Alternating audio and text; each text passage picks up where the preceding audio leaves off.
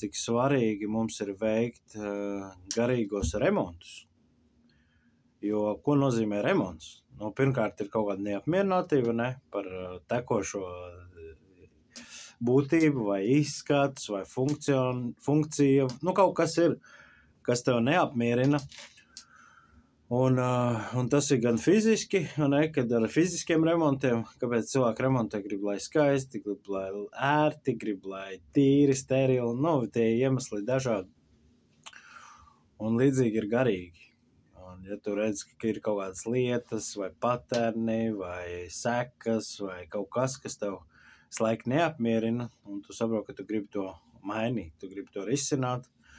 Bieži vien tev nav iemaņas nekā remontēt, tad tu vari griezties pie kādiem speciālistiem vai kādiem, kas jau ir saremontējuši to, ko tu gribi saremontēt, teiksim tā. Un ko es gribu norādīt uz to, ka tas īstenībā ir ļoti nērti.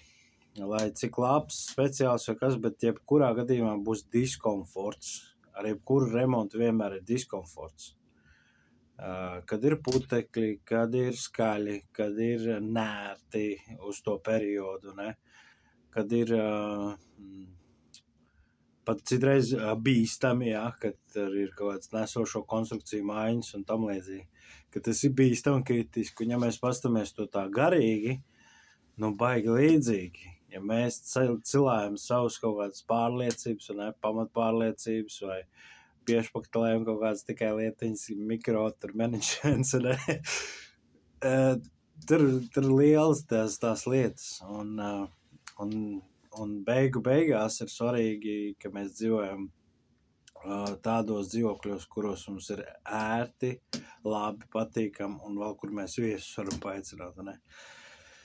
Tā kā, man liekas, tāda interesanta doma, un tas, man liekas, palīdz aizdomāties, cik svarīgi, un kad tu esi pēdējā reizi kaut kur savā garīgajā mājoklī taisījis remontu.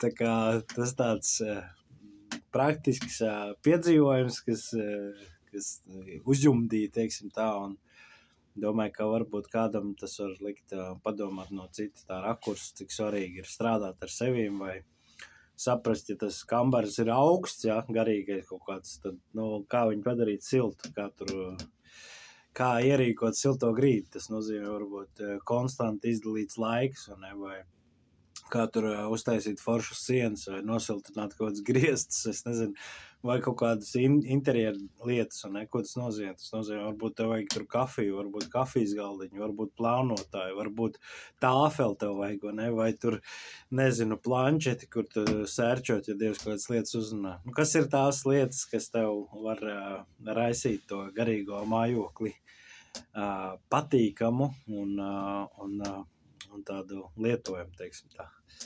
Nu tā, tādas pārdomas, ceru, ka kādam noder un